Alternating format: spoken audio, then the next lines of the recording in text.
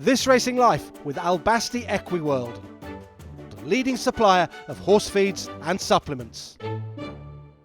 Welcome to the latest edition of This Racing Life, here in sun-soaked Cheshire, at the time of year when the jumps transitions to the flat.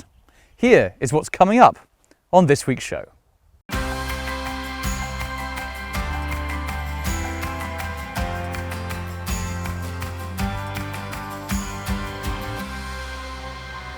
The flat season is well and truly up and running, and no team is working harder than that of Hugo Palmer.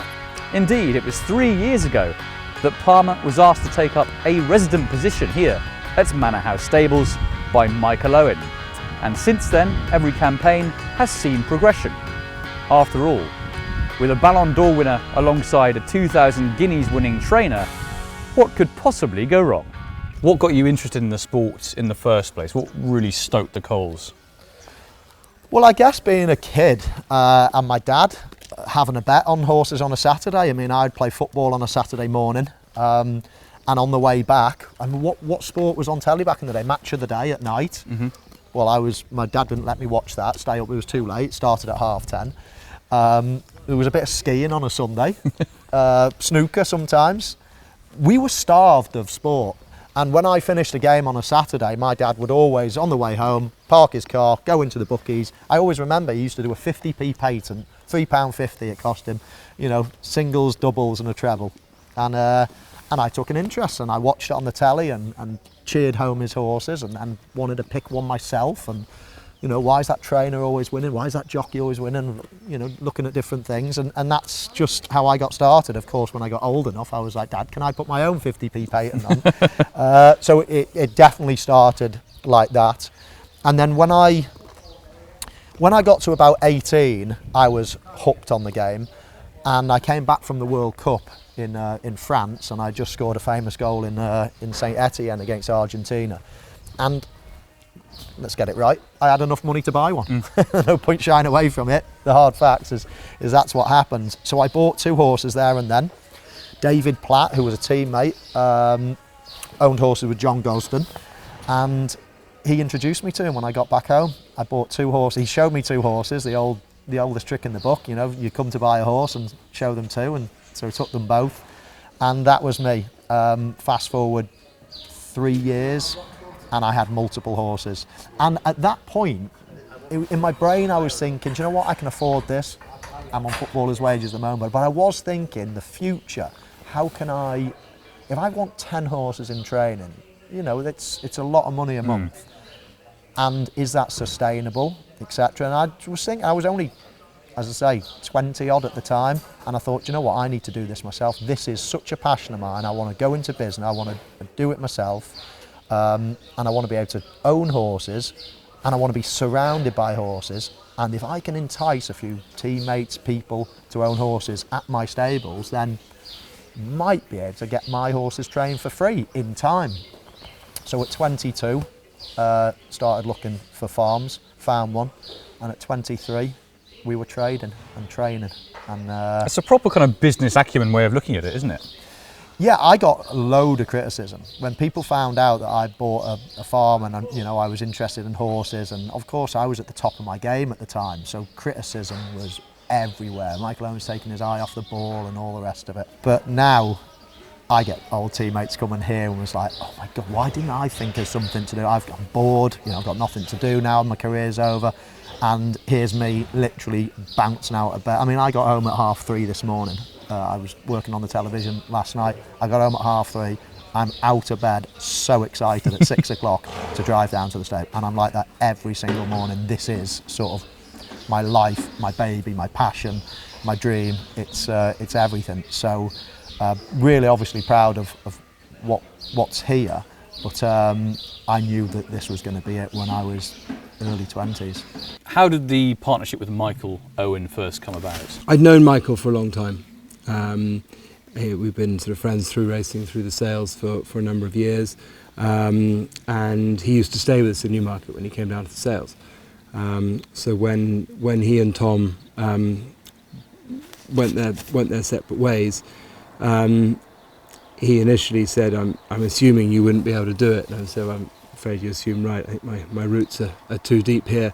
And he said, I thought you'd say that. Would you help me try and persuade a few people? So on his behalf, I spoke to a couple of people, and he went down various routes with them, and they ultimately decided they didn't want to move either. And my wife and I were in Scotland for New Year. We've been away from Newmarket for about 6 days and had a nice break.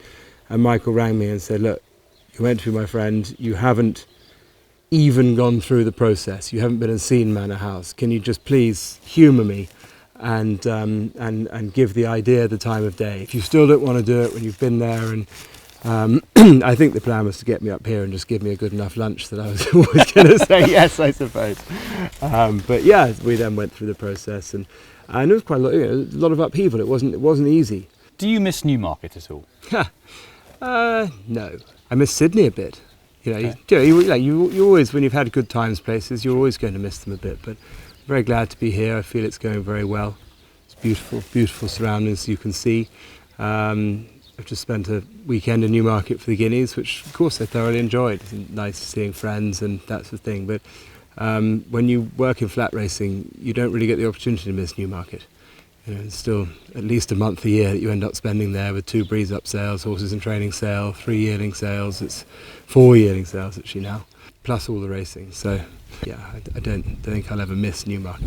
I mean, it is a completely different setup here to Newmarket. You haven't got a queue for gallops. It's not so much the hustle and bustle of things, is there? No, absolutely. And we don't have the traffic to contend with. It's very peaceful. We saw this morning Philly, who needs to train on her own. You struggle to do that in Newmarket. You really do. And yeah, so there's lots of advantages to Newmarket, but there's a lot of advantages to being here on our own as well.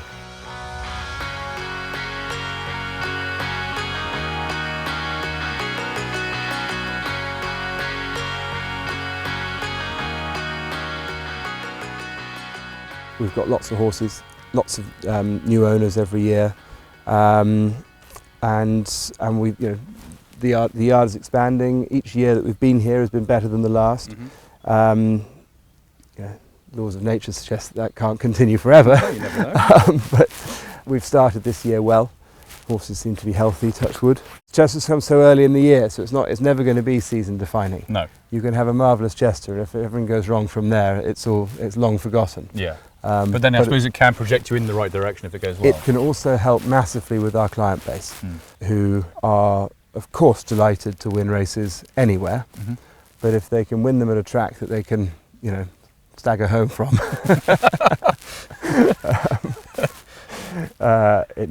everyone likes to win local, don't they? It's a lovely thing, and Chester is perhaps more local than any other track in the country. It's very, very special. And sorry to use the footballing analogy, but when I come here, I rather see you as a sort of overarching football director in charge of the whole establishment. Would that be a fair assessment? Well, to be honest, I think of everything in that way too. I relate everything to my life and what I used to do and what I still work in now, really. So yeah, I guess that in football terms, I'd be the chairman, and that Hugo is the manager, etc., etc. So yeah, it's that's certainly how I see it. And I'm conscious then of all the things that chairman would do that would annoy players or annoy managers, and the things that you should do in your role. And that is, to put plainly, get the right people in the right roles at every different area of your business. Don't interfere with things. Be conscientious, be interested, understand your business but you don't have to be great at anything in particular. You're sitting almost at the top and people are doing the roles, but you've got to understand what their roles are and set targets, challenges, etc. Be there for people. We're employing 40 odd members of staff. There's always problems, whatever that might be, and I always remember when Sir Alex Ferguson, I was talking to him when he was the manager at Manchester United and subsequently owning horses here, and he says 5-10% of the time he's talking and doing things that he expected to do in management, like picking the team and searching for players, who's the next purchase and things like that. So 90% of it is just things that you never learn. You have to learn on the problems with people's families. That your star striker's got an issue. He's whatever's happened. And you know, with staff, with people comes problems and things like that. So you know, there's so many different facets and roles to the job, and just being here, having that enthusiasm, wanting to learn, listening to people. I mean, it all sort of goes into to my role really. Is Michael hands-on, or does he leave all the training to you? How involved does he get? In the training, Michael is simply there. He refers to himself as a social secretary. In fact, he wants to call a horse social secretary. As far as the training is concerned, he loves watching it. He loves seeing work, loves hearing the feedback from the jockeys, loves hearing how I feel the work went. But he's not remotely hands-on in the day-to-day management of the horses in the yard. He's hugely hands-on in the pulling clients in, finding new owners.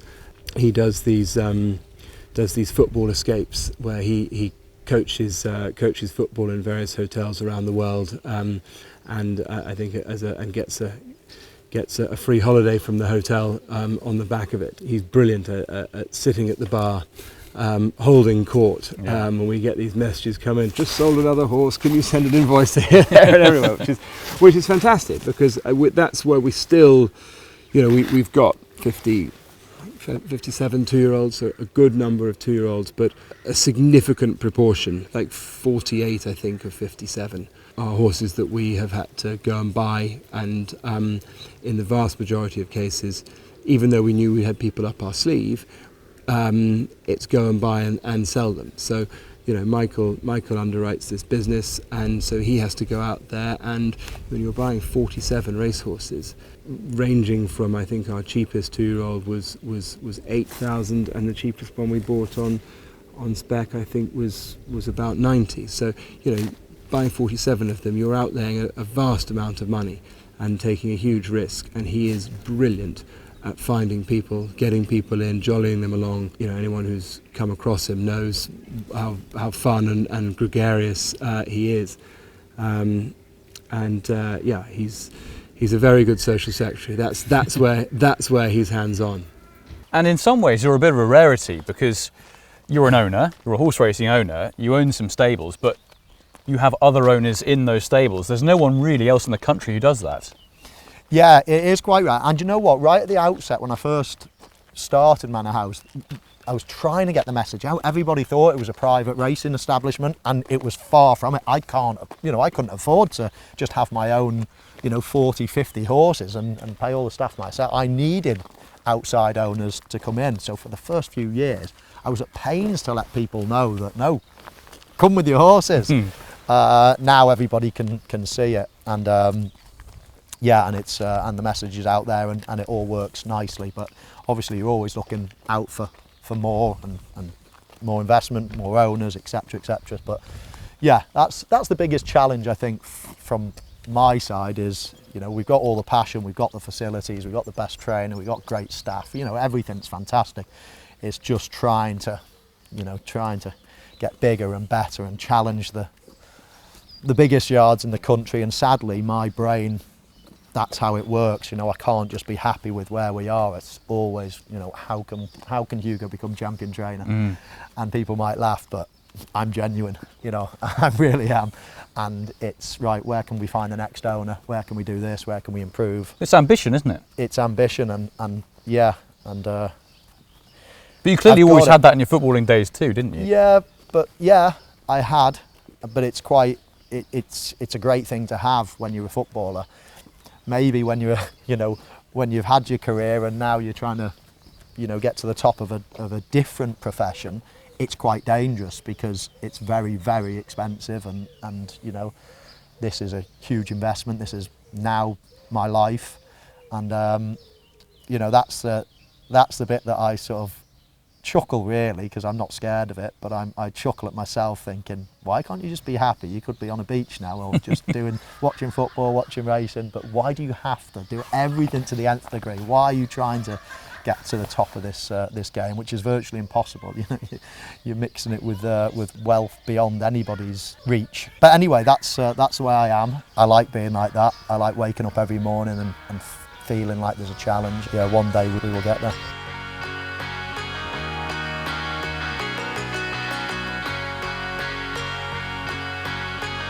Cheshire has many jewels in the crown, and one that is starting to shine extra bright is the partnership of Jennie Candlish and Alan O'Keefe, who last year enjoyed quite the time of things, including the brilliant Skyjack Hijack notching up a sequence of victories. No doubt big things are expected from the team over the course of the next few months, and I've come to find out a little bit more.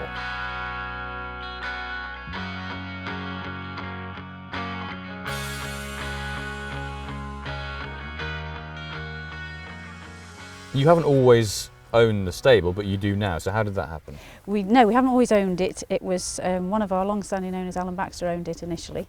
Skyjack Hijack owner? Skyjack Hijack, yeah. He wanted to sell it, and then kindly we were able to buy it off him. And he's still a long-standing owner with us now, and has been a great supporter of me for many, many years. And has also obviously introduced new owners. So it's nice, and it just felt like coming home. My parents are just the next farm, but one up the road, and it's just nice, really. So yeah, so now it's nice and it's home again, really. Absolutely, yeah. And here come the horses now. So they've done a bit of work, haven't they, just now? They've just done a bit of work, yeah. They're just going to go and do another canter. And like you say, we can do with them what we want when we want. And for the staff, like I say, we've got acres over the far side, so they can go and have a canter on the grass. They're not always on the all-weather all the time. Well, I think that makes a big difference as well, able to do switch between the two. Yeah. Because not everyone can do that. No, we kind of use the tools that we've got, and like even with some of the flat horses with the sprinters, to just go and have a wander around the farm on odd days, go on the grass and just get different things. It just keeps their mind happy as well. As far as the gallop's concerned here, it's very steep. Yeah. It must get them pretty fit. You don't realise how versatile it can be, because we've trained everything off it. And we've literally, I know we've got the fields and everything, but we've trained everything from 5 furlong sprinters to 3 mile chases we've trained out. But it is, what's nice is it's just, because it's so steep, you don't necessarily have to go that quick, and gets them to relax, gets them to breathe better. And so we're quite fortunate. The gallop's a big plus, really. Yeah, they all seem pretty happy. Yeah, they seem so. Well, I've never seen so many smiles as I've seen on the face of the staff this morning. Hopefully, keep them all, They're having too much fun, Jen. Yeah, to be fair though, they thrive on it, and that's what you want. I think, like I say, if they're happy, horses are getting love, they're getting happy, and you just think, and then when they get success, they all go out and celebrate. Well, that's just the the thing. same. Yeah, they do. Yeah, but I think that's a really important part of it, isn't it? Can't do it without them. Yeah. Like I say, it's you've got to be able to let your hair down when the good times come along. Yeah, and like these, they deserve it. They work really hard. They support me, whatever I'll say, do this with something, do that with a horse, or this with a horse, and I can tell sometimes they probably scratch their head and think, what on earth, but they'll go with it. Because I think, you know, they believe in me as much as I believe in them, and it's just a team that you think, if you keep building it then, and they're part of it, they need to feel a part of it. To be just a number, or just come and do this and go, or just come and do it. I just think they all need to be a part of it. Like, this season's just been magical, and I think it's the fruits of the fact everything's coming together, that you've kind of, everything that you've worked for and you've dreamt that might happen is now happening. But obviously now it's a bit more pressure to keep it happening all the time. But no, it's been... It's good pressure though, it's what you want, isn't it? Definitely, yeah. And you thrive on it. Do you know what, you wouldn't change it for the world. But yeah, this season's just been really good. And nice to have the split, jump horses and flat horses. It's not that you think, well, suddenly I'm just good at training sprinters, or I'm just good at training chasers, or I'm just good at training this. It's just, as a team, we seem to have ticked all the boxes. The partnership works well, you know. Obviously Jennie loves being with the horses and that, and you know, I free time up by dealing with the owners and going racing majority of the time, you know, and it works that way, you know. I think it's great that owners have someone there to speak to and pick the phone up, and if they've got questions, which works well. And yeah, you know, the race planning has been a great side of it. I think when horses are in form and you know, they're fit and well, and you know, as long as the owners are on board, I think to keep them going, and they've held their form fantastic. And you know, Skyjack Hijack's been great. You know, he looks like this is people's favourite, the way he does things, and he just jumps and goes, you know. And you know, it's a shame he picked a little injury up, but you know, he's going to come back, and we're looking forward to getting him back.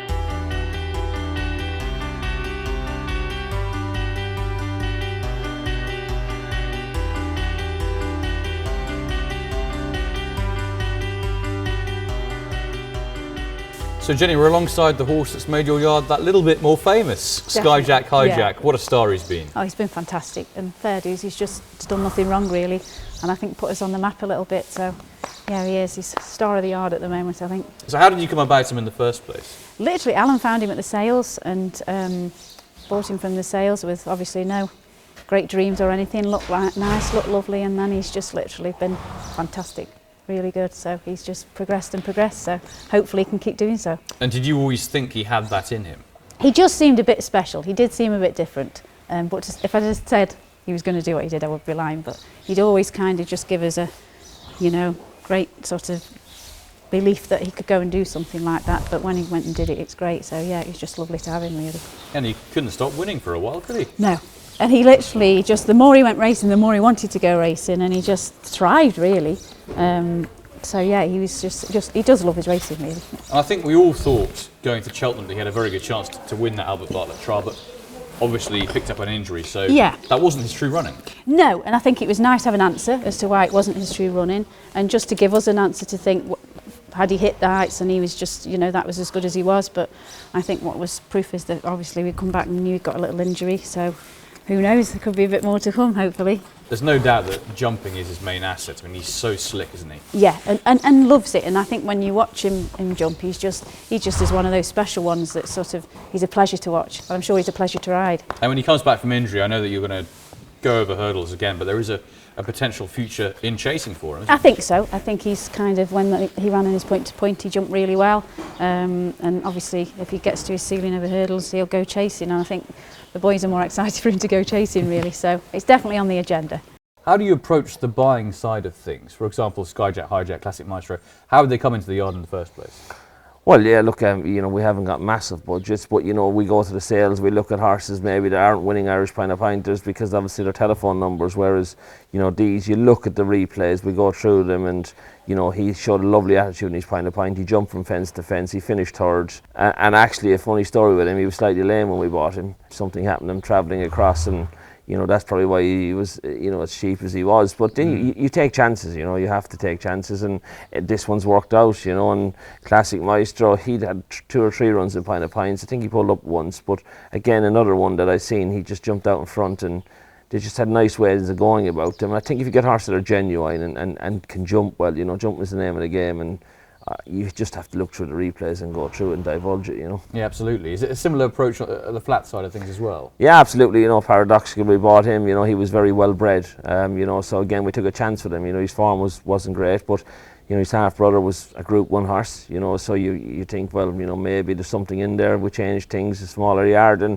it worked out for him. You know what I mean? He was cheap, and Al's here. He was a proven heritage handicapper. He'd been to Bahrain, and we picked him up, and he's coming, he's running to a good level, and might head to the Buckingham Palace at Royal Ascot, and I think owners want them days, whether they get there and win or not, the other day's work, but I think they're put a lot of money in, and they'd like to go to these type of tracks, Yeah, but you want those days too, right? Absolutely, we've had a run at Royal Ascot. It didn't happen on the day he boiled over, but that's what you're working towards, whether it's flat and Royal Ascot, or whether it's jumping and you're trying to get to Cheltenham or Aintree. Yeah, you need to achieve to try and get the horses good enough to go there.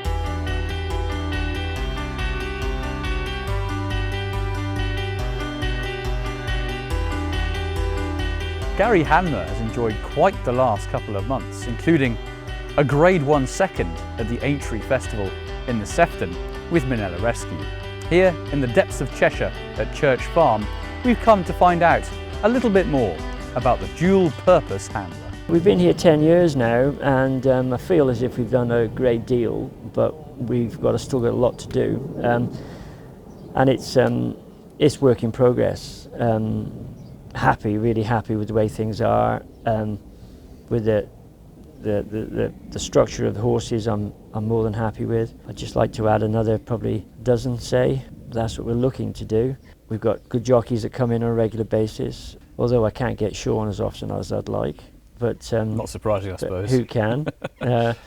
So yeah, but we've got a good network of people around me. So hopefully things will slot into place. Do you find the biggest divide between, say, yourself and the likes of a Skelton and a Henderson, perhaps, is the level of money you can spend on a horse? Most definitely. We're quite limited in respect of the bigger yards, and it's also numbers as well. We've, I suppose, if you throw enough darts at the board, something's going to stick, isn't it? But we've a nice bunch, and we've just either retired or moved on horses that I think have probably got as far as we can take them. and now we need to restock. So yeah, we're going over to Ireland tomorrow, and hopefully we can find some to fill the boxes. And when you go there, what exactly are you going to be looking for? Horses that have had experience in point to points. There's a couple of horses there that have also got handicap marks, albeit relatively low, which is where our budget is. But hopefully we can find what we're looking for tomorrow. Okay, and you're a purveyor of both codes. You're not really predominantly one or the other. Is that the way you'd like to continue being? I'd say predominantly we're jumping. Okay.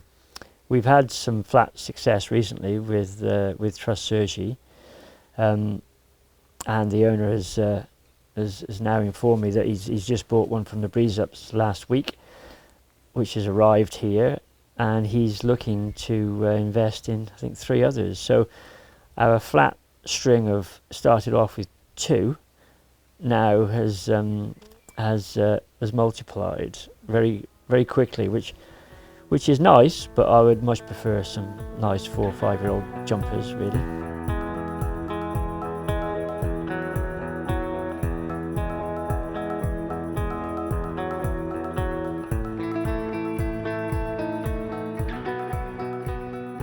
Who have we got next in? The next one is the Flyer Begley. He's just on the way back from a bit of a break, actually, after he won at Haydock. What a day that was. Fabulous, absolutely brilliant. Yeah. His owner is. He said to me he's had horses for 50 years, and 50 years he's been waiting for that. Really? So, yeah. Wow. So he's turned out to be a really nice horse. Yeah. Jerry McGrath highlighted him to me, and we bought him for 10,000 at Doncaster, and I think now he's won this season 94, I think. So he's well in credit, and lovely horse. Yeah, some bit of business that is. His target now would be maybe the trial at Raisin, Market Raisin, but most certainly the plate. The next one is Minella Rescue. He won his 2 bumpers. Sean told me that he couldn't come down the hill at Cheltenham, and I thought I knew best, but unfortunately I've had to bow to Sean's greater knowledge. I mean, he did still run well when he went back to Cheltenham, didn't he? He did, but he was never in it to win it, I'm afraid. He lost his race coming down the hill, and then the hill wasn't big enough coming up it to give us a chance of winning it. But so he ran well at Aintree in the Sefton, and I'd like to think that might put us off going to Galway because of the undulations, really. Okay. It was an initial plan, so we'll see. Is there a chance he might go chasing at some stage? I said to Sean, actually, when he's next at Bangor or Uttoxeter, that we'll give him a pop over fences. Okay. So, but he's jumping, maybe getting a little bit complacent with hurdles, so maybe that's where he needs to go now. But looking at his jumping in point to points in Ireland, maybe not. But he's grown up, and he's got quite a big engine, and that helps a great deal, doesn't it?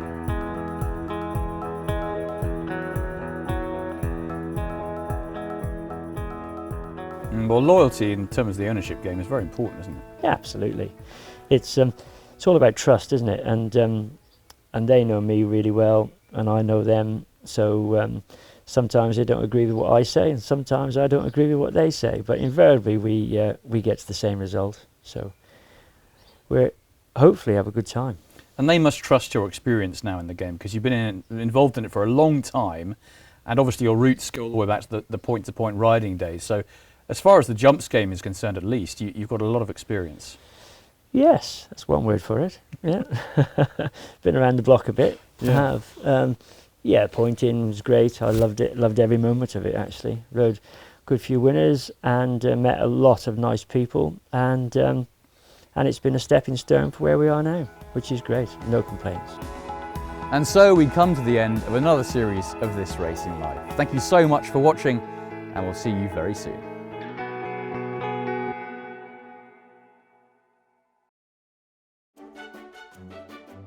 This Racing Life with Albasti Equiworld. leading supplier of horse feeds and supplements.